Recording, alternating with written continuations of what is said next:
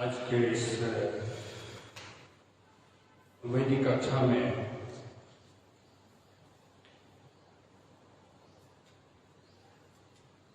वैदिक साहित्य का संस्कृत साहित्य पर प्रभाव इस विषय को लेकर श्री महाकालेश्वर मंदिर शोध संस्थान के निदेशक विद्वत्वरेण्य आचार्य डॉक्टर पीयूष त्रिपाठी जी हमारे बीच उपस्थित हैं।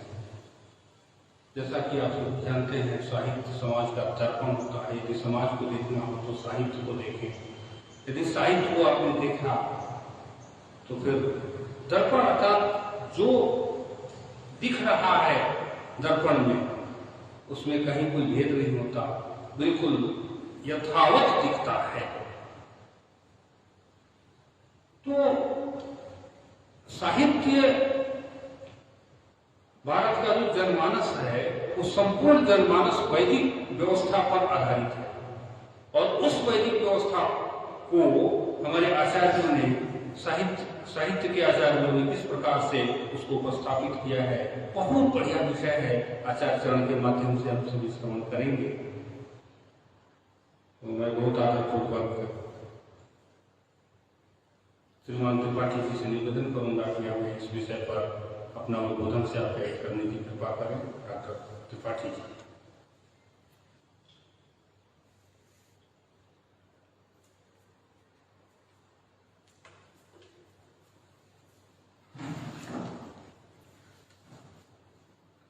विष्णु पादवंतिका गुणवती मध्ये च कांचीपुरी नाभो द्वारवती तथा च हृदये मायापुरी योगिनः ग्रीवामूलमुदाहरन्ति मथुरां नासाग्र वाराणसी एतद्ब्रह्मविदो वदन्ति मुनयो योध्यापुरी मस्तकम्।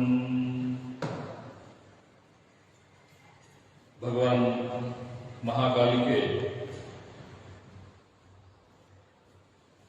इस चिन्मयी पुरी में महर्षि सांदीपनि राष्ट्रीय वेद विद्या प्रतिष्ठान के द्वारा आयोजित वेद कक्षाओं में आप सभी के बीच मुझे वैदिक वाङ्मय का संस्कृत साहित्य पर प्रभाव विषय पर अपनी बात रखने का अवसर प्रदान किया गया।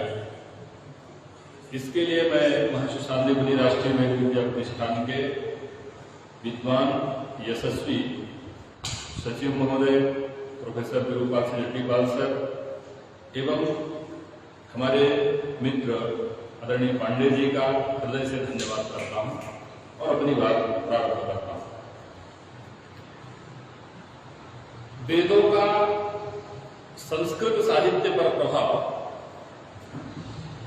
सिर्फ इतना कहना बहुत अधिक पर्याप्त नहीं है, क्योंकि वेदों का प्रभाव न केवल वैदिक साहित्य में अपितु संपूर्ण भूमंडल पर आधुनिक साहित्य जितने भी रचित हैं वो सभी प्रायः वेदानुप्राणित ही हैं। क्योंकि जब वेदों की रचना हुई तब कुछ था ही नहीं।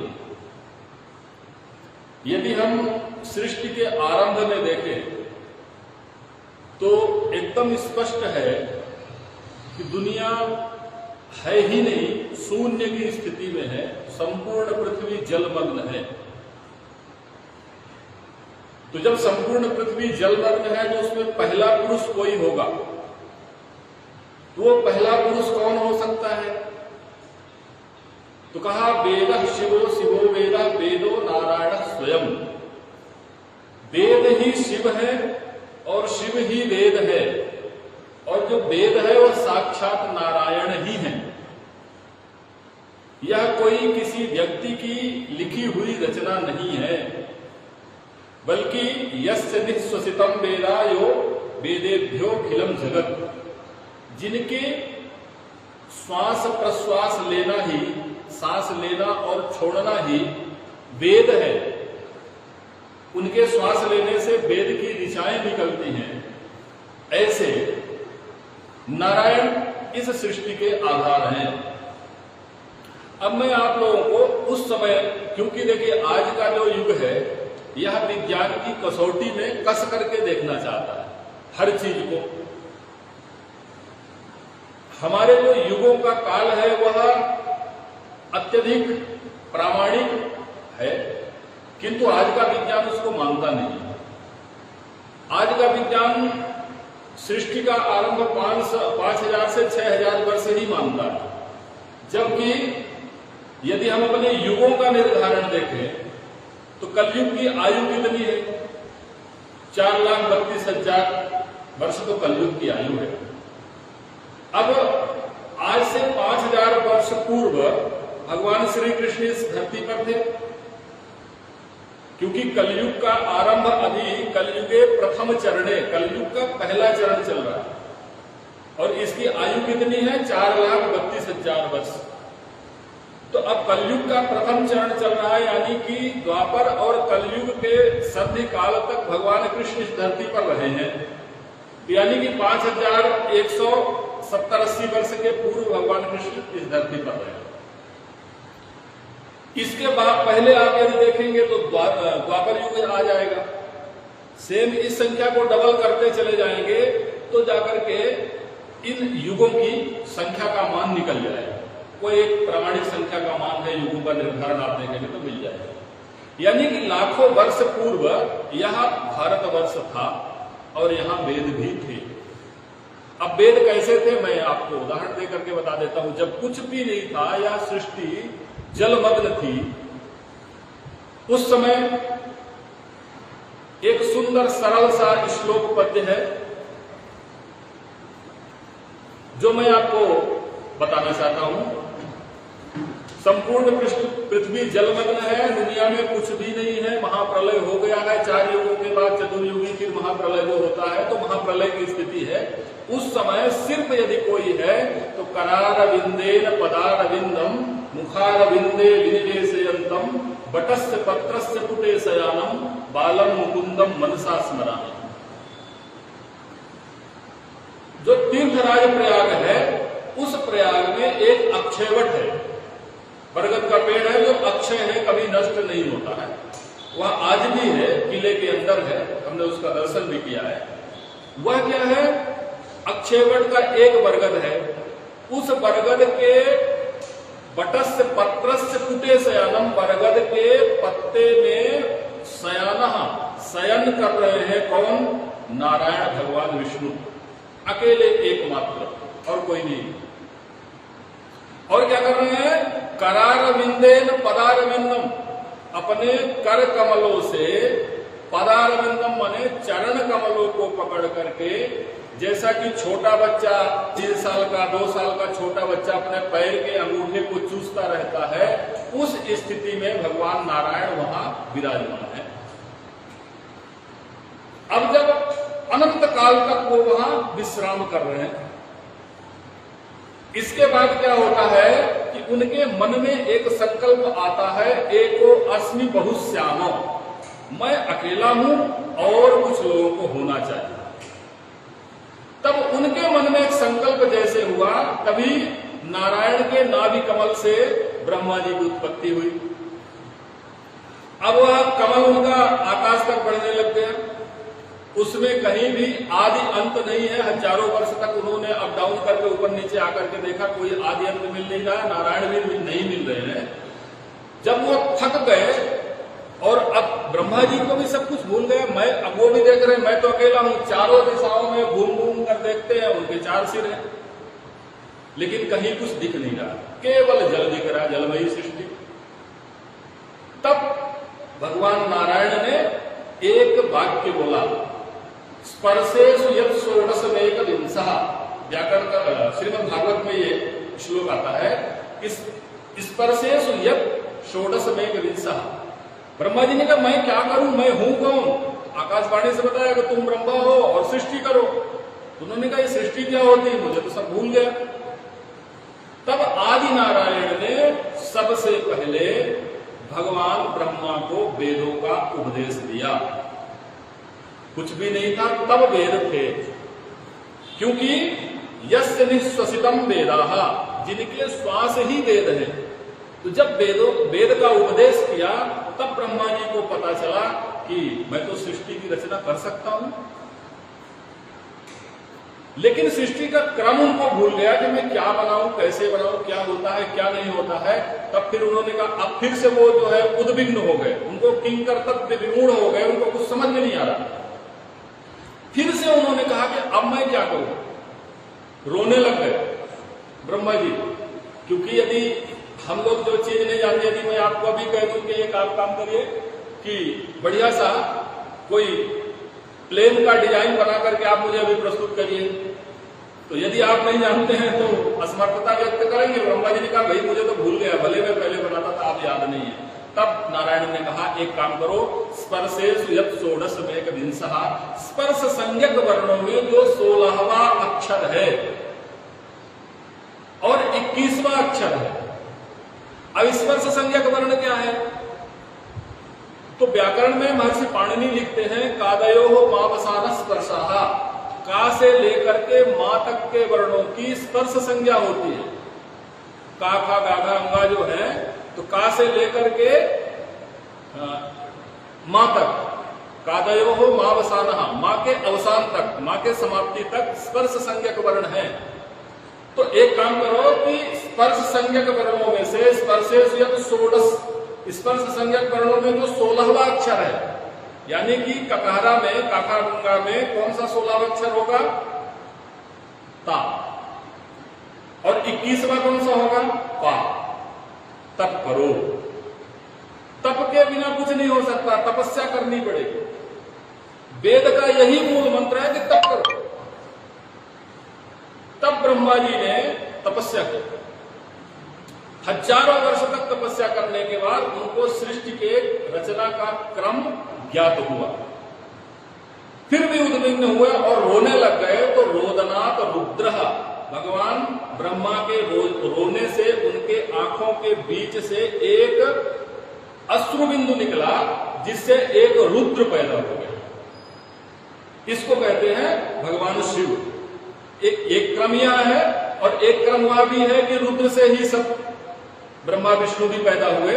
लेकिन जो सामान्य क्रम है वैष्णव संप्रदाय और भागवत महापुराण इत्यादि में, वह इसी प्रकार का मिलता है कि रोदनात् रुद्रः, ब्रह्मा के रोने से उनके आंखों के बीच से एक अश्रुबिंदु निकला और वह अश्रुबिंद रुद्र के रूप में स्थापित हुआ। अब रुद्र ही जो है वो क्या है? रुद्र ही वेद है। ब्रह्मा जी ने वेदों का उपदेश रुद्र को किया, शिव को किया। इसीलिए कहा कि वेदः स्वयं शिवो वेदः, वेद ही शंकर भगवान है और शंकर भगवान ही वेद है। वेदाध्यायी सदाशिवा, इसीलिए कहा कि जो वेद पढ़ेगा, वेदों का ज्ञाता होगा, वह स्वयं साक्षात शिव के समान ही होगा, शंकर ही होगा। यानी कि कल्याण सोचने वाला, कल्याण करने वाला ऐसा व्यक्ति ही हो सकता है जो वेदों का अध्ययन करता है। क्योंकि वेदाध्यायी कभी किसी का अमित्र नहीं हो सकता, वह सभी का मित्र है। उससे भले कोई दुश्मनी करता हो, दुर्व्यवहार करता हो, उसे विरोध करता हो, लेकिन वेद अध्ययन करने वाला, प्राणी मात्र का कल्याण चाहता है, वह किसी का अमित्र नहीं हो सकता। तो ये ब्रह्मा के क्रम में आया, शिव के पास वेद आए।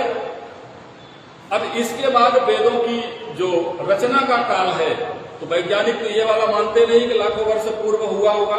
तो अब चलिए इनके दृष्टि से सोच लेते हैं कि वेद कब रचे गए होंगे। तो जो विदेशी विद्वान हैं वो कहते हैं कि ईसा पूर्व 600 सदी से लेकर के 1500 सदी अथवा 1800 सदी पूर्व वेदों की रचना हुई। वैदिक काल को यही मानते हैं। यानी कि 2000 अभी वर्ष जो चल रहा है, तो यानी कि 3,000-3,500 वर्ष पूर्व वेदों को लिखा गया होगा। लिखने की परंपरा तो थी नहीं, क्योंकि यह श्रुति है और श्रुतियां जो है सुन सुन करके गुरुमुख से, गुरु शिष्य परंपरा से यहां तक जीवित रही। क्योंकि नारायण ने ब्रह्मा को सुनाया, ब्रह्मा जी ने शिव को सुनाया, शिव ने आगे चल करके जो ऋषि हैं इन ऋषियों को वेद का उपदेश दिया। ऋषि परंपरा से यह वेद आए और तब तक श्रुत परंपरा ही थी। और श्रुत परंपरा होने के बाद फिर इसका लेखन महर्षि वेद व्यास जी ने बाद में किया होगा, जैसा कि 1000 वर्ष पूर्व ये लोग बता रहे हैं। इसके बाद वेद क्रमशः लोगों को कठिन लगने लगे। जैसे आज हम लोगों को आधुनिक संस्कृत सरल लगती है, कालिदास का संस्कृत हम पढ़ेंगे तो समझ में आ जाता है, लेकिन जब वेद की संस्कृत पढ़ते हैं तो समझ में नहीं आता। वेदों के अर्थ, वेद मंत्रों के अर्थ हम लोगों को समझ में नहीं आता। तो इस स्थिति में ब्राह्मण ग्रंथों की रचना की गई। ब्राह्मण ग्रंथों का मुख्य उद्देश्य संहिताओं के मंत्रों द्वारा यज्ञ विधान को सरल विधि से समझाना, यह ब्राह्मण ग्रंथों में था, जिसमें बहुत सारी नैतिक शिक्षा, सामाजिक शिक्षा, राजनीति की बातें भी मिलती है। वेदों से ही निकला हुआ ब्राह्मण ग्रंथ है। इसमें सामाजिक स्थिति क्या होगी, क्योंकि जो हमारे वेद हैं, वेद के काल में वर्ण व्यवस्था तो थी किंतु जाति व्यवस्था नहीं थी, क्योंकि उस समय जो है वैदिक काल का जो युग है वह ईश्वर का अवतार राजा को मानते थे। जो राजा होता था वह ईश्वर का अंश होता था और वह धर्म प्राण होता था। धर्म के आधार, धर्म के अनुसार प्रजा का शासन करता था। और यही बात हर किसी ने की है। जो दूसरे लोग भी यही कहते हैं कि धर्म के अनुसार सत्ता का शासन होता था, क्योंकि जैसे यदि आप कुरान को देख लीजिए, कुरान में भी कहते हैं कि ईश्वरीय किताब है, वो अल्लाह ने उस किताब को भेजी है और उसमें जो लिखा है वह अकाट्य है, उसको हम लोग नहीं अवॉइड नहीं कर सकते। ऐसे ही जो वेदों में है वह राजा उस समय का ईश्वर का अंश होता था, ईश्वर का रूप होता था और धर्म के अनुसार शासित होता था। लेकिन आज जो है राजा क्या है, आज का जो राजा है या जो मंत्री प्रधानमंत्री है वह धर्म प्राण नहीं है, वह क्या है, प्रजातंत्र है। जैसा प्रजा चाहेगी वैसा राजा करेगा। लेकिन पहले धर्म निर्देश देता था कि नहीं, आपको ये नहीं करना है, आपको ये करना है। जैसे उन्होंने कहा आचार्य देवो भव, आचार्य देवता है तो पूरे समाज को आचार्य को देवता मानना पड़ेगा। यदि उन्होंने कहा मातृ देवो भव, माता देवता है तो पूरे समाज को देवता मानना पड़ेगा। लेकिन अब ऐसा नहीं, अब क्या है, अब जनता चुन करके भेजेगी, वो उनके लिए उनके इच्छा अनुसार नियम बनाएंगे, कायदे बनाएंगे, जैसा वो चाहेंगे वैसे प्रजा चलेगी। ये ब्राह्मण ग्रंथ आए। फिर ब्राह्मण ग्रंथों के बाद अरण्यक ग्रंथ आए, जो अरण्यकों में प्रायः जंगल में रह करके ऋषि मुनियों ने हमारे कल्याण के लिए वेदों की व्याख्या की और ग्रंथों को लिखा। इस अरण्यक के बाद आता है उपनिषद का काल। उपनिषद काल यह वैदिक काल के अंतिम चरण की रचना है। अभी तक वेद थे, वेद के बाद ब्राह्मण ग्रंथ हुए, फिर अरण्यक हुआ, अब फिर उपनिषद आया। उपनिषद की व्याख्या में शाब्दिक अर्थ यही है कि उप यानी कि समीप, निषद यानी कि बैठो, गुरु के पास बैठ करके शिक्षा ग्रहण करने का नाम ही उपनिषद है। तो जो गुरु के पास बैठ करके शिक्षा का अध्ययन कर रहा है वह उपनिषद। इन उपनिषदों की संख्या वर्तमान में 108 बताई जा रही है।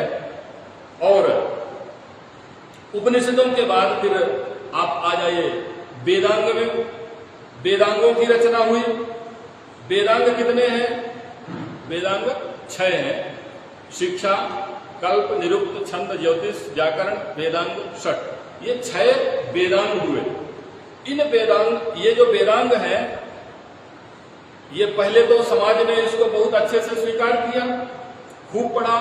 पहले शिक्षा ग्रंथ पढ़ते थे, फिर छंद, फिर जो है व्याकरण पढ़ते थे, शास्त्र पढ़ते थे, ज्योतिष शास्त्र पढ़ते थे। लेकिन धीरे धीरे यह भी हम लोगों को कठिन लगने लग गया।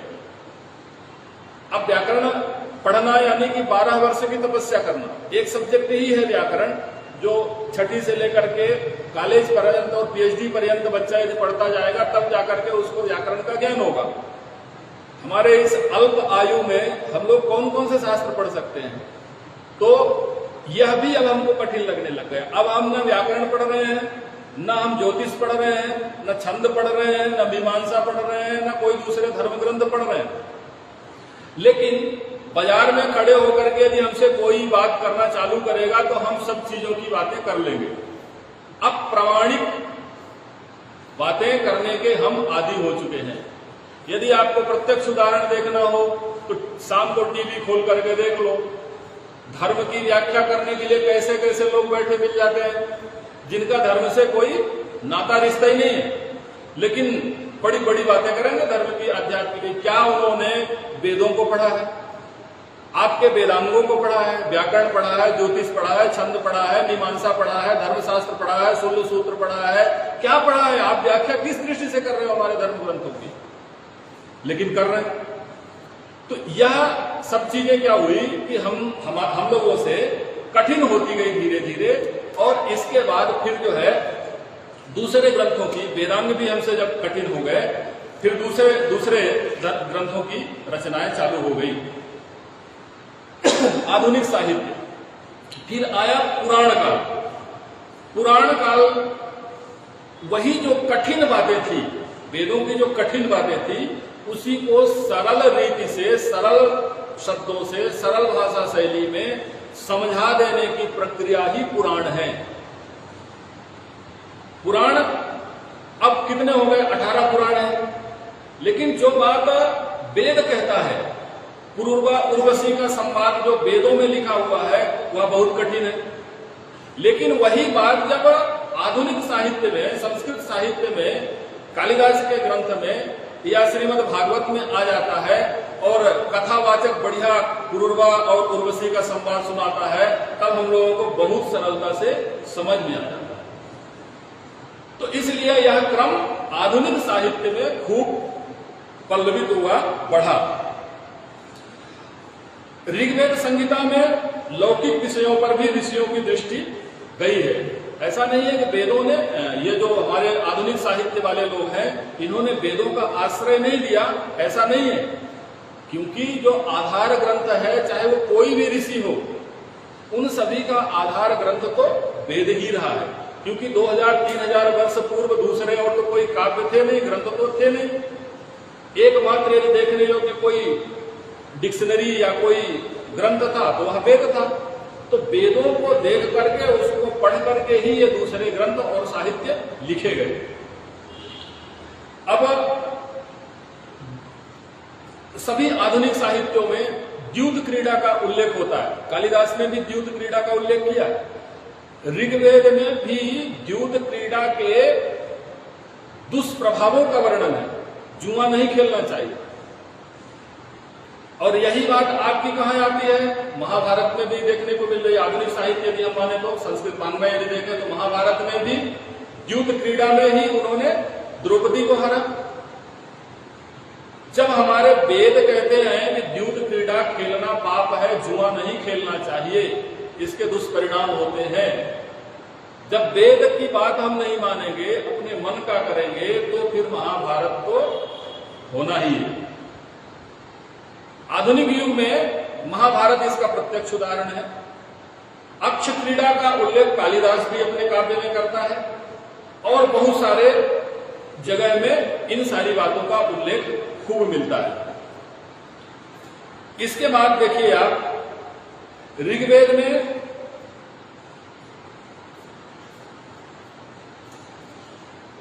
जो संवाद सूक्त है, बात करने के, गुरु से शिष्य के प्रश्न और इस प्रकार का जो संवाद शैली में बातचीत किया हुआ है ऋग्वेद में, उसी शैली को नाटककारों का जनक माना जाता है। नाटक की शैली आखिर इन लोगों ने कहां से सीखी होगी, जब उस समय कुछ था ही नहीं। तो नाटक की शैली किससे सीखी?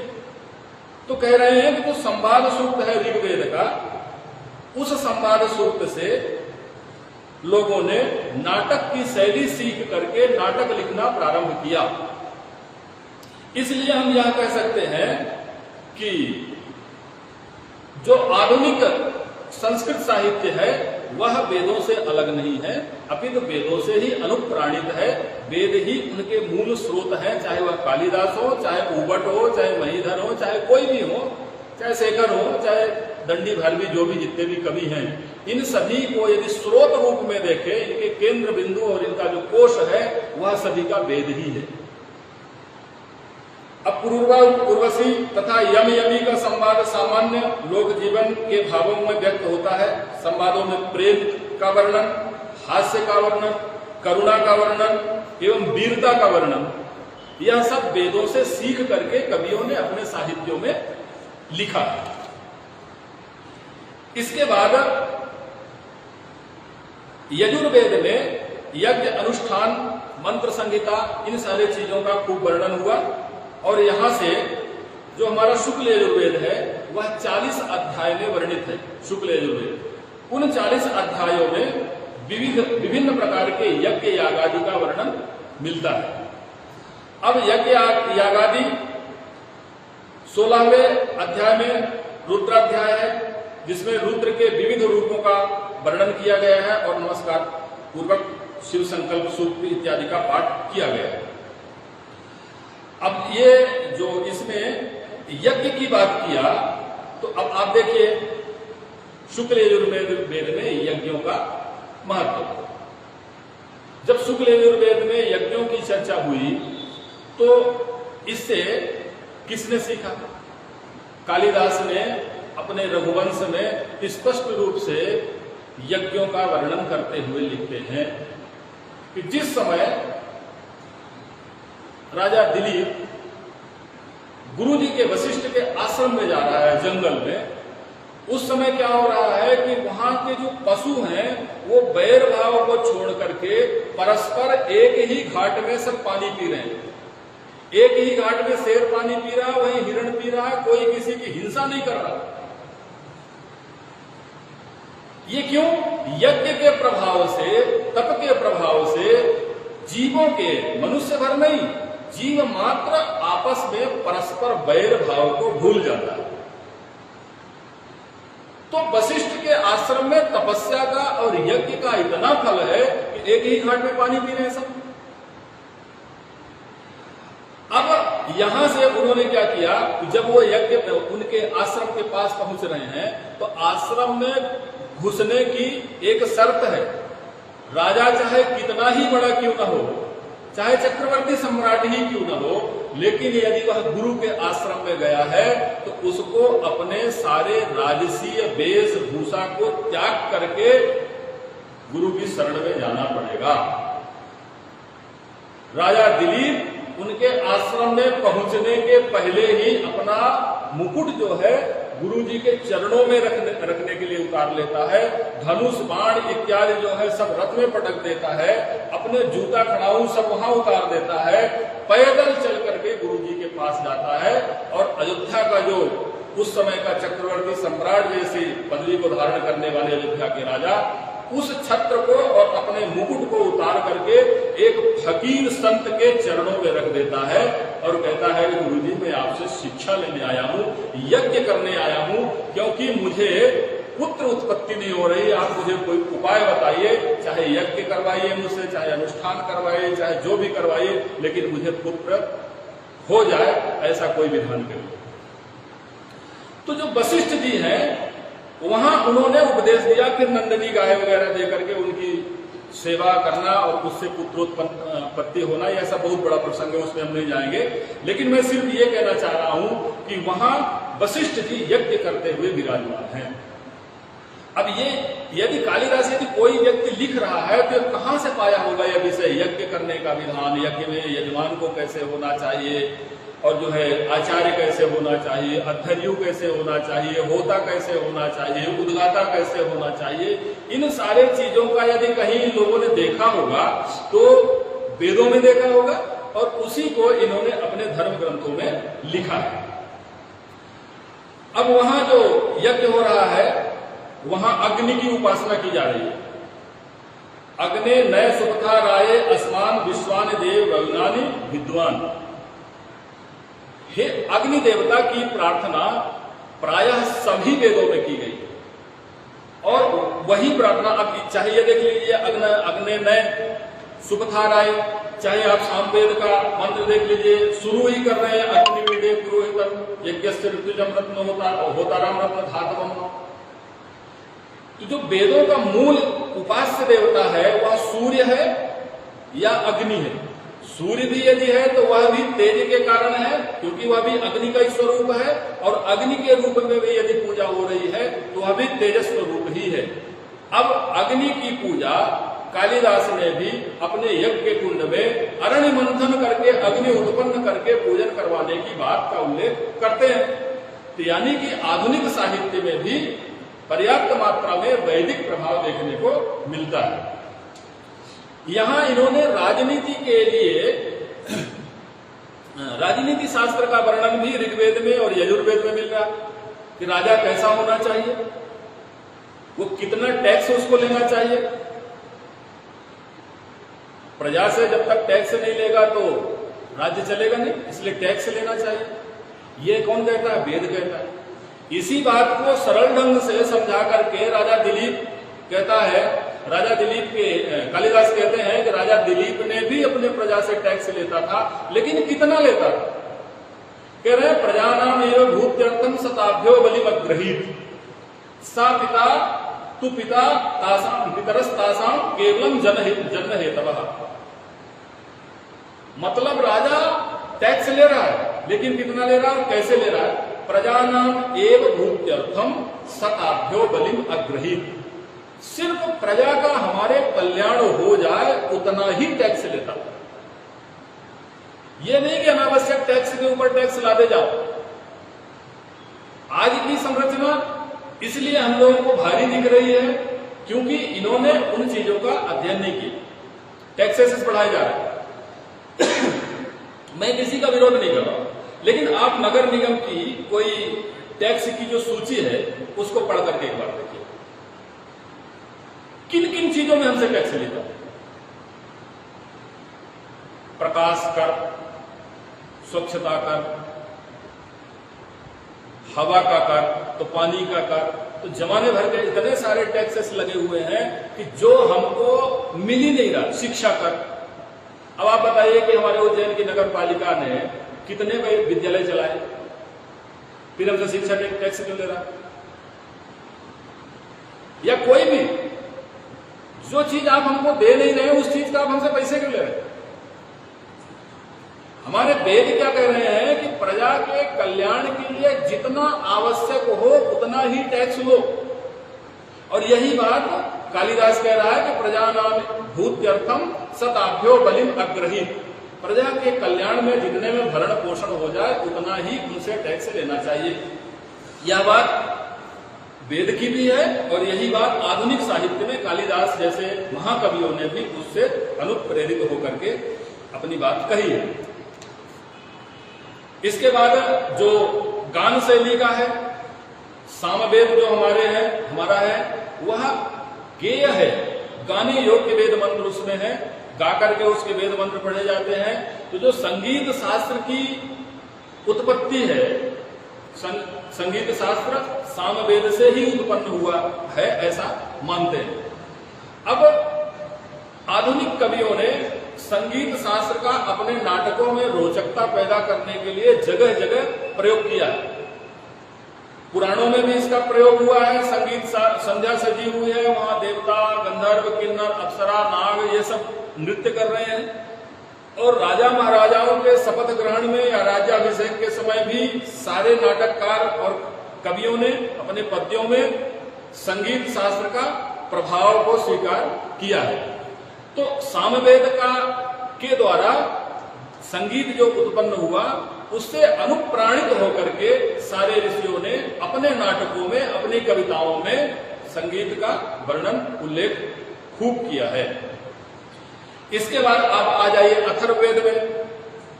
तो जो अथर्ववेद है इसको किस चीज के लिए मानते हैं? जो लोका विवाद हो गया कि जादू, टोना, ये सारी चीजें अथर्ववेद से निकली है। जबकि वहां मारण, मोहन और वशीकरण, इन तीन चीजों का प्रयोग अथर्ववेद में मिलता है। यज्ञ के द्वारा शत्रुओं को परास्त करने के लिए यज्ञ करना, किसी अपने दुश्मन को या किसी को, सुंदरियों को अपने बस में करने के लिए सम्मोहन का प्रयोग करना, अपने दुश्मन को, अपने शत्रु को उच्चाटन का भाव पैदा करना, इसकी विधि अथर्ववेद में मिलती। अब ये सारी चीजों का उल्लेख आधुनिक साहित्यों में भी हुआ है। कई जगह उन्होंने ऐसी बातें की है कि जहां वशीकरण कर लिया है, अप्सराओं का वशीकरण हो गया, कभी जो है किसी पात्र का वशीकरण हो गया, कभी उच्चाटन हो गया, कभी मोह भंग हो गया, ये सारी बातों का उल्लेख मिलता है। तो ये अपने जो है अथर्ववेद इत्यादि में है।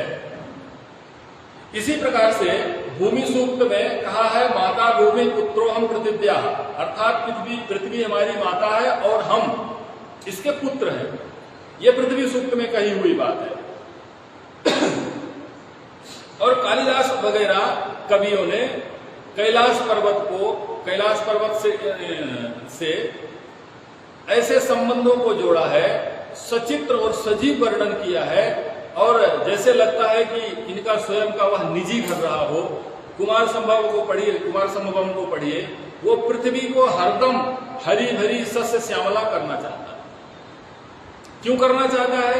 इसीलिए उनको एक मेघदूत काव्य की अलग से रचना करनी पड़ी। क्यों? क्योंकि पृथ्वी का पुत्र है वह किसानों का हितैषी है।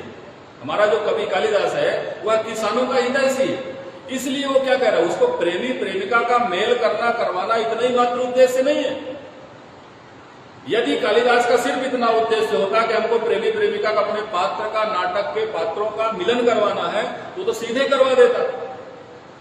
क्योंकि चित्रकूट से अलकापुरी वो मेल को भेज रहा है, तो चित्रकूट से अलकापुरी यूं जाना चाहते सीधे जाता तो उसको कम से कम 600 किलोमीटर से 700 किलोमीटर की दूरी कम हो जाती। लेकिन वो क्या कह रहा है, मेल को चित्रकूट में कह रहा है, काम करो कि तुम अमरकंटक चले जाओ, वहां थोड़ा सा पेड़ों में ढक करके और पानी लेकर के, समुद्र से पानी लेकर के वहां थोड़ा सा बरस देना। फिर उसके बाद वो कहता है विदिशा चले जाओ, फिर विदिशा के बाद उज्जैन भेज देता है। उज्जैन में तो खूब सारा तांडव करवा दिया उन्होंने मेघ से। वो तो यहाँ का मालीपुरा तक का वर्णन कर दिया। यदि आज की भाषा में समझे तो कह रहे हैं वहां की मालिनियां बैठी होंगी उच्च अट्टालिकाओं में। आपके सराफा का वर्णन कालिदास ने किया कि सराफा के जो बणिक है, जो वहां के बनिए हैं, सेठ साहूकार है, वो धनक कुबेर से कम नहीं है, ऐसे समृद्ध है। वहां के जो सराफा के आसपास की गलियां हैं, नालियां हैं, वो रत्नों से, हीरा माणिक के मौक्तिक से जड़ी हुई है। इस प्रकार का सौंदर्यपूर्ण वर्णन कालिदास ने किया। फिर मेव को कह रहा है कि तुम वहां जाना, लेकिन एक काम करना, गरजना तो खूब, नहीं बरसना तो खूब, लेकिन गरजना मत। तो कहा क्यों भाई?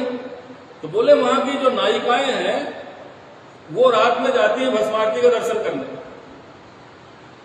और वहां से वो हड़बड़ी में लौट करके आती हैं।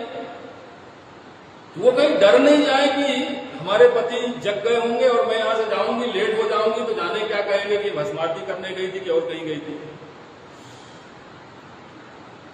फिर कह रहे हैं कि वहां बरसना, क्योंकि वहां वो यहाँ के किसानों का हितैषी है। गरजने के लिए मना कर दिया। एक नाटक लिख रहे हैं, उनको रोचकता पैदा करनी है, अपने नायिका के प्रति प्रेम दिखाना है, वो सारी चीजें हो सकती है, लेकिन उनका जो मूल भाव है वह किसानों के प्रति अनुरक्ति है, क्योंकि वह पृथ्वी पुत्र है। वो स्वयं यह चीज, इस चीज को लिखता है। फिर मंदसौर भेज देता है, फिर मंदसौर से घुमा करके कहता है आप चले जाओ तुम अलकापुरी, कुरुक्षेत्र होकर के। तो जो कवि हैं ये पृथ्वी को मां मानते हैं। क्यों मानते हैं? मातृवत मानते हैं, और किसानों के पुत्र हैं या किसानों के हितैषी हैं। इस प्रकार से आधुनिक संस्कृत साहित्य में वेदों का प्रभाव किसानों के रूप में और मेघों के रूप में कालिदास ने भी इसका खूब सारा वर्णन किया है। इसके अलावा पौराणिक कथाओं में, ब्राह्मण ग्रंथों में, उपनिषदों में, सभी जगह इन चीजों का पर्याप्त उल्लेख मिलता है। अब मैं बहुत ज्यादा विस्तार नहीं करते हुए फिर वेदांगों की बात आ जाती है। मैं 2-1 बातें आपको और बताता हूं जो यथावत रूप में इन लोगों ने आधुनिक साहित्य में उठाया है वेदों से। जैसे वेद हमारा किन चीजों को कहता है? संध्या वंदन करना। संध्या वंदन करने के लिए वेद निर्देश देता है कि बिना संध्या किए यदि कोई व्यक्ति संध्या में गायत्री मंत्र का 3 दिन तक निरंतर जाप नहीं करता है तो वह ब्राह्मण शूद्रवत हो जाता है। यदि नियमित संध्या नहीं कर रहा है और 3 दिन तक निरंतर उसने संध्या नहीं की तो उसका फिर से यज्ञोपवीत होना चाहिए। वेद के सख्त निर्देश है। अब संध्या का उल्लेख कालिदास स्वयं करता है। कहां कर रहा है? कर्ण आश्रम में। वैदिक बटुक वेद पाठी जो बच्चे हैं, अब कर्ण आश्रम कोई एक गुरुकुल नहीं था, वो सबके लिए था। जो भी अनाश्रित था, जो भी अनाथ था, जिसके कोई अभिभावक नहीं थे, जैसे शकुंतला, उसका कोई माता पिता का ठिकाना नहीं, उठा करके ले गए, आश्रम में रख लिया, पढ़ाया लिखाया, बड़ी कर दिया, शादी विवाह कर दिया। ऐसे ही उस आश्रम में बहुत सारे लोग रहते हैं। और बल्कि ये कहें कि कण्व ऋषि जो है वह कुलपति की उपाधि धारण करता था उस समय। अब कुलपति किसे कहते हैं? मुनि नाम 10 सहस्रम योन्न पानादि पोषणात्, जो 10,000 ऋषि मुनियों को, शिष्यों को अपने आश्रम में रख करके उनके भोजन पानी सब चीज के शिक्षा दीक्षा की व्यवस्था करता है और अपने आश्रम में रखता है, वह कुलपति कहा जाता है। कर्ण के आश्रम में उस समय 10,000 से ज्यादा शिष्य अध्ययन करते थे। तो उस आश्रम में संध्या हो गई और संध्या का वर्णन ये मिलता है। यानी कि वेद से ही अनुप्राणित अभिज्ञान शाकुंतलम है, जहां कालिदास ने संध्या का उल्लेख किया। इसके बाद सूर्योदय के समय सिर में स्नान करके नीवार के चावल हाथ में लिए हुए स्वस्ति वाचन मंगलाचरण करती हुई साध्वियां, तपस्विनियां शकुंतला को आशीर्वाद देती है। अब हमारे यहां कह रहे हैं कि जो आरोप लगा कि स्त्री शूद्र द्विज बंधु नाम प्रईन श्रुति गोचरहा, स्त्रियों को, शूद्रों को और द्विज पतित ब्राह्मणों को वेद पढ़ने का अधिकार नहीं, यह एक वाक्य है। लेकिन ये कालिदास क्या कह रहा है? कह रहा है कि तपस्विनियां वहां जब शकुंतला की विदाई हो रही है तो स्वस्ति वाचन मंगलाचरण आदि करती हुई उसके ऊपर नीवार यानी धान चावल छोड़ रही, बेटा तुम्हारा कल्याण हो, तुम्हारे विघ्नों का नाश हो। ऐसा कौन कर रहा? स्त्रियां कर रही, तपस्विनी साध्वियां कर रही। इसलिए यह आरोप इनका बिल्कुल गलत है कि इनको वेद नहीं पढ़ना चाहिए। आशीर्वाद उपदेश देने वाली तपस्विनियां शकुंतला की विदाई के समय वहां उपस्थित होकर के स्वस्ति वाचन कर रही हैं।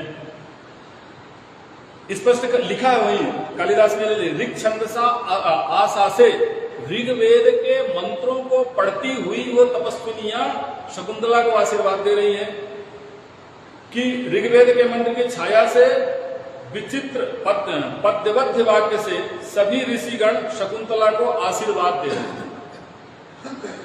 इसके बाद यज्ञ में और वेद में विवाह संस्कार का वर्णन है। तो अब विवाह में उन्होंने वेदों में अग्नि की परिक्रमा, अग्नि की साक्षी देकर के सात परिक्रमा का जो अभी भी प्रचलन में है वो बात वेद में भी आई। और यही बात कालिदास स्वयं अभिज्ञान शाकुंतलम में स्वीकार कर रहा है। अमिम वेदिम परितः कृप्त धृष्ण्याः समिद्धन्तः प्रांत संस्तीर्ण दर्भाः अपघ्नन्तो दुरितम हव्य गंधैर बातैर नास्तम बहवयाः पावजन्तुः। इसका अभिप्राय है कि वेदी के चारों ओर अग्नि की वेदी बनाई गई, अग्नि की स्थापना की गई और जो विवाह में अग्नि स्थापन होता था वह भी अरण्य मंथन के द्वारा ही पैदा की जाती थी और उसमें उसकी परिक्रमा जलती हुई अग्नि की होती थी। आधुनिक युग में यह संस्कार लुप्त होता जा रहा है।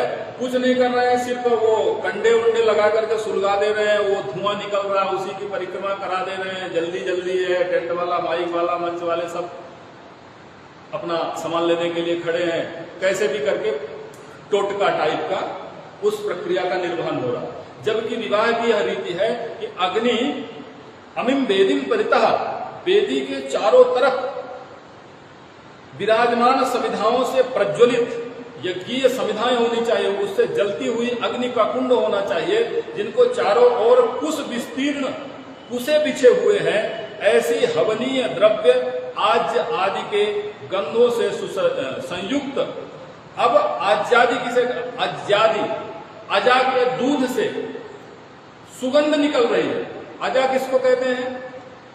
अजा उस गाय को कहते हैं जो पहली बार जनी होती है, और उस गाय से निकला हुआ जो दूध और उससे निकला हुआ जो घी और उस घी से किया गया हवन, उसकी सुगंध वहां फैल रही है। तो जो इतनी प्रामाणिक बात कालिदास करता है, तो यह वेद से ही अनुप्राणित है। वेदों का प्रभाव कालिदास जैसे कवियों के ऊपर बहुत ज्यादा गहरा प्रभाव है, इसीलिए ये बार बार उन चीजों का उल्लेख करते हैं। और अग्नि की परिक्रमा के बाद कहते हैं कि अपनी सुगंध से पापों को नष्ट करने वाले तीनों अग्नियां तुम्हारे विघ्नों को दूर करे। अग्नि से यह प्रार्थना की जाती है कि तीनों अग्नि, हम जिसकी परिक्रमा लेकर के अग्नि की साक्षी मान करके विवाह संस्कार करने जा रहे हैं, वो तीनों अग्नियां हमारे विघ्नों को दूर करे। इस प्रकार कालिदास ने ऋग छंद से विवाह संपन्न करवाया। अब इससे बड़ा और प्रमाण क्या हो सकता है आधुनिक संस्कृत में प्रयोग का? ऋग्वेद के मंत्रों से कालिदास ने अभिज्ञान शाकुंतलम का विवाह कर्ण के आश्रम में करवाया। अब इससे ज्यादा और क्या प्रमाण चाहिए कि आधुनिक संस्कृत में उसका वेदों का प्रभाव। इसके अलावा भी मैं आपको उदाहरण के तौर पर बता देता हूं।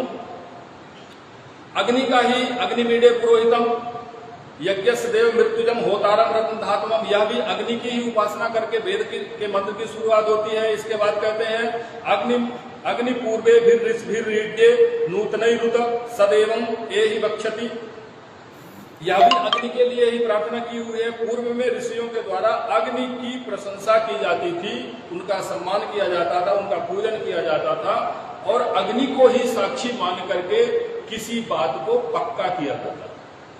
जैसे कि संस्कृत साहित्य नहीं है, लेकिन आप रामचरितमानस को ही देख लीजिए। राम और सुग्रीव की मित्रता का साक्षी कौन है?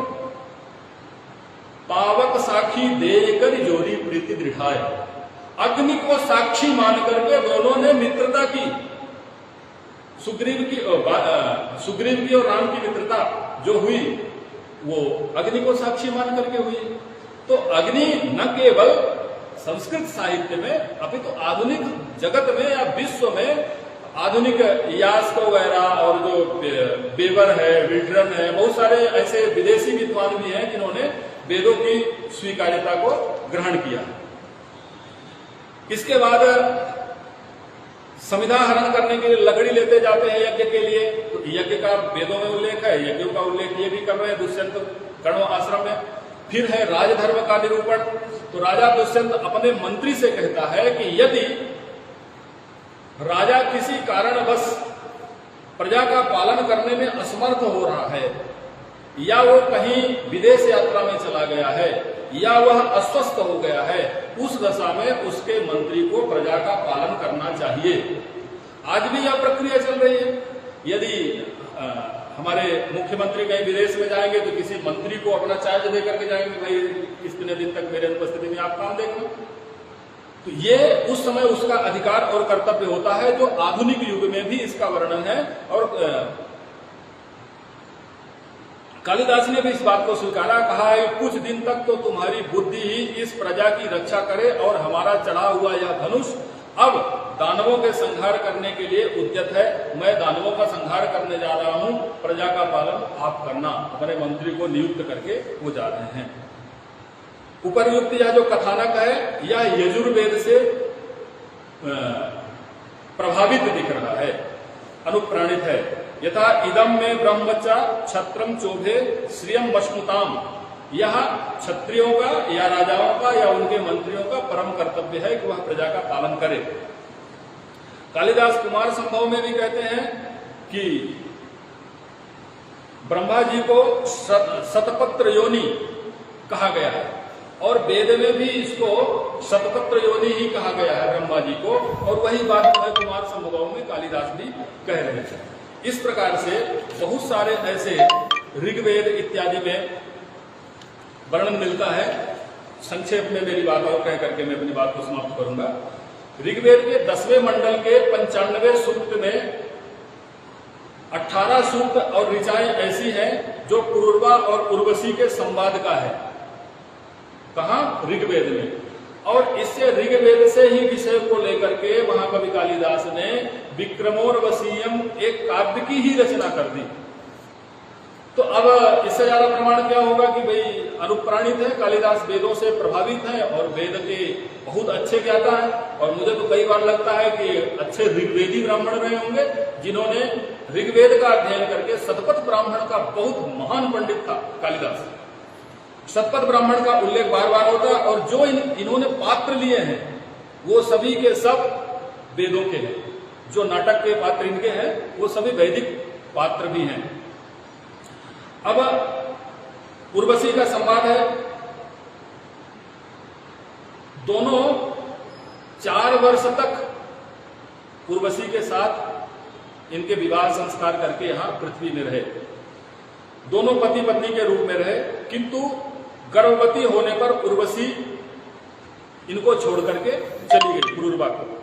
नहीं, पुरुरवा क्या, राजा जब छोड़ करके गर्भवती हो गई, सशर्त तो इनका विवाह हुआ था। जो उर्वशी थी वह पुरुरवा से 3 शर्तें किया था उसने कि मैं आपके साथ विवाह तो करूंगी, लेकिन इन शर्तों का यदि आप उल्लंघन करोगे तो मैं आपका साथ छोड़ करके चली जाऊंगी।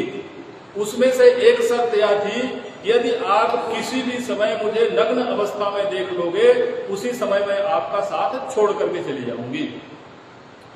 यह शर्त थी। 3 शर्तों में एक शर्त यह भी थी।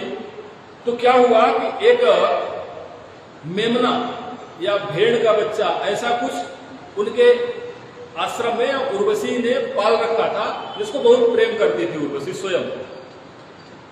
अब जो गंधर्व थे देवता, उन्होंने सोचा यार कि बहुत दिनों से इसके पुरुरवा के साथ निवास कर रही है, अब हम लोग अकेले हैं, उर्वशी के बिना हमको अच्छा नहीं लगता, उर्वशी को फिर से स्वर्ग में आना चाहिए। इसलिए देवताओं ने एक षड्यंत्र किया। गंधर्वों ने उर्वशी से जाकर के आग्रह किया कि भाई अब स्वर्ग में चलो। उर्वशी ने कहा कि नहीं, मैंने इसे अनुबंध कर रखा है और जब तक ये हमारी बातों का उल्लंघन नहीं करेगा तब तक मैं इसका साथ नहीं छोड़ सकती हूं। तो उन्होंने कहा ठीक है, हम कोई ऐसा करते हैं कि तुम्हारी शर्त टूट जाएगी। तो उन्होंने उस मेमने को, जो भेड़ का बच्चा था, गंधर्वों ने उसको चुरा लिया या छिपा दिया। अब जब उसको चुरा छिपा लिया तो जो ये पुरुरवा था ये उसको ढूंढने में सहयोग करने लग गया। उस समय अंधेरा भी हो गया था, दिख भी नहीं रहा था कुछ, और संभवतः उर्वशी उस समय वस्त्र धारण नहीं की हुई थी। और जब वो ढूंढते ढूंढते इधर उधर गया तो उर्वशी के ऊपर इसकी नजर पड़ गई और उस समय उसके शरीर में वस्त्र नहीं रहा होगा और उसी समय प्रकाश हो गया। जब प्रकाश हो गया तो ये हो गया कि तुमने आज मुझे कपड़ों के बिना देख लिया है, इसलिए अब मैं तुम्हारा साथ छोड़ करके जा रही हूं। तो उर्वशी उसी समय पुरुरवा का साथ छोड़ करके चली गई। और बाद में दूसरी जगह कहीं यह है कि फिर बाद में पुरुरवा को भी ये जो गंधर्व थे इन्होंने एक उपाय बताया कि तुम एक यज्ञ कर लेना, इस यज्ञ के प्रभाव से तुम गंधर्व बन जाओगे, देवता बन जाओगे। फिर उसने, पुरुरवा ने वह यज्ञ किया और बाद में वह भी गंधर्व बन गया, देवता बन गया और स्वर्ग में वह भी निवास करने लग गया और स्वर्ग में फिर से उर्वशी के साथ उसके संबंध हो गए। तो अब इस प्रकार से भाई जो वेद के यथावत पूरे चैप्टर को उठा करके इन्होंने अपना एक कापी ही लिख दिया। ऐसे बहुत सारे उदाहरण हैं, इसमें बताऊंगा तो और बहुत ज्यादा समय लग जाएगा। मैं सिर्फ नाम ले लेता हूं। जैसे सुनासेप का आख्यान है वेद में, ऐतरेय एवं शतपथ ब्राह्मण में है और इसका उल्लेख मत्स्य पुराण, विष्णु पुराण और कालिदास साहित्य और दूसरे आधुनिक कवियों ने भी इसका भी उल्लेख किया है। ऐसे ही पुरुरवा और उर्वशी का संवाद, इसका भी हमारे आधुनिक संस्कृत जगत में पर्याप्त उदाहरण मिलते हैं। दुष्यंत शकुंतला का भी वैदिक उपाख्यान है शतपथ ब्राह्मण में। उस शतपथ ब्राह्मण से उठा करके इन्होंने दुष्यंत और शकुंतला के रूप में, नायक नायिका के रूप में क्या सुंदर नाटक के विज्ञान शाकुंतलम की रचना की, उससे ये प्रभावित है। इसके बाद जल प्लावन वाणी सोम वशिष्ठ विश्वामित्र का संवाद, ये वेदों का है। आपके वाल्मीकि रामायण में बहुत सुंदर सजीव वर्णन जो है वशिष्ठ और विश्वामित्र का है। समय है नहीं इसलिए मैं नहीं बता रहा हूं, नहीं वशिष्ठ और विश्वामित्र का संवाद भी मैं आपको बताता। अब देखिए सिर्फ विषय इतना है वेद का है और हमारे आधुनिक संस्कृत जगत में वेदों का कितना प्रभाव है, इसलिए मैं वशिष्ठ और विश्वामित्र का संवाद बता रहा हूं। वशिष्ठ क्या है? ब्रह्म ऋषि है। और विश्वामित्र क्या है? राज ऋषि है।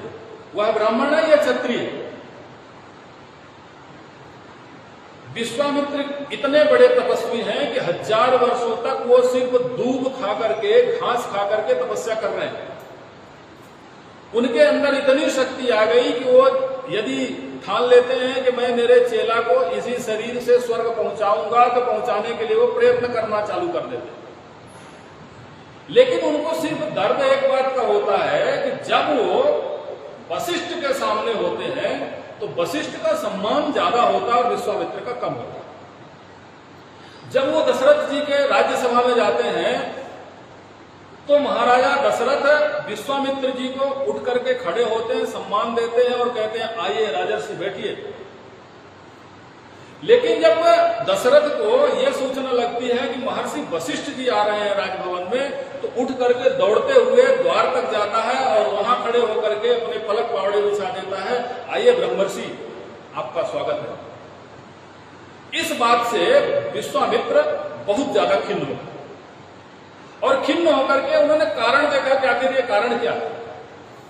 तो पता चला कि बस वही है, ये ब्रह्मर्षि है, ब्राह्मण है, तथाकथित उच्च वर्ग में है, तुम उनसे थोड़ा नीचे वर्ग में हो, इसलिए इनको ज्यादा प्रतिष्ठा, तुमको कम प्रतिष्ठा है। तो उन्होंने कहा कि फिर ऐसी सृष्टि में मैं रहूंगा ही नहीं, मैं मेरी अलग से दुनिया बसाऊंगा। तो उनका एक शिष्य था त्रिशंकु। त्रिशंकु से कहा एक काम करो कि तुम बड़ा यज्ञ की तैयारी करो, मैं ऐसे स्वर्ग को और ऐसे लोक को बसाऊंगा जहां कोई भेदभाव नहीं होगा, जहां कोई कुछ नहीं होगा और लोग इसी शरीर से स्वर्ग आएंगे जाएंगे, सब कुछ होगा। तो इन्होंने त्रिशंकु को यज्ञ करवाया और यज्ञ के प्रभाव से उसको इसी शरीर से स्वर्ग भेजा। यहां से ये नीचे आहुतियां देते जा रहे हैं और वो त्रिशंकु ऊपर जाता जा रहा है। लेकिन ब्रह्मा की सृष्टि में ऐसा विधान है नहीं कि इसी शरीर से कोई जबरदस्ती स्वर्ग में घुस जाए और चला जाए, ऐसा तो है। वहां से देवताओं ने त्रिशंकु को धक्का मार करके नीचे धकेल दिया। तो अब वो नीचे उतर रहा, गिर रहा है। यहां से ये वेद के मंत्र धड़ाधड़ दे स्वाहा दे स्वाहा दे स्वधा किए जा रहे हैं। तो वो बेचारा न तो नीचे गिर पा रहा न ऊपर, तो लटका रह गया। इसीलिए आप लोग देखिए जहां चुनाव की सीटों में स्थिति स्पष्ट नहीं होती, कौन जीतेगा कौन हारेगा, तो क्या कहते हैं, त्रिशंकु विधानसभा आने वाली है, यानी कि लटकी हुई होगी, न इधर की होगी न उधर की होगी। फिर उन्होंने क्या किया, एक जो ये नारियल है, नारियल फोड़ने का कारण क्या है? उसका तोड़ने का कारण यह है कि उन्होंने नारियल से इंसान बनाने की प्रक्रिया प्रारंभ कर दी। मैं आदमी बना दूंगा। तो वो जो नारियल है ना, वो आदमी का सिर है, सिर की आकृति। उसके जटा को जब आप खोलेंगे तो देखेंगे कि 3 नेत्र और नासिका ये बनी हुई स्पष्ट दिख रही है। यदि थोड़े देर और रुक जाते तब तक तो विश्वामित्र अपने तपस्या के प्रभाव से उसको इंसान बना देते और वो उनकी अपनी अलग सृष्टि होती। फिर देवताओं ने देवगुरु बृहस्पति को लेकर के इनके पास आए और इनसे निवेदन किया कि भाई ब्रह्मा की सृष्टि का अपमान मत करो, अनादर मत करो, इसी के अनुशासन का पालन करो, यह तुम्हारा भी कर्तव्य है, यह व्यवस्था है। फिर जाकर के ये मान। लेकिन अब वशिष्ठ जी का और इनके में समझौता कैसे, उस चीज को थोड़ा सा बताता हूं। एक दिन वशिष्ठ जी के आश्रम में बहुत सारी गायें थी। एक कामधेनु की बछिया थी। कामधेनु जो स्वर्ग वाली गाय है, उसके वंश की एक बत्सतेरी थी, बछिया थी।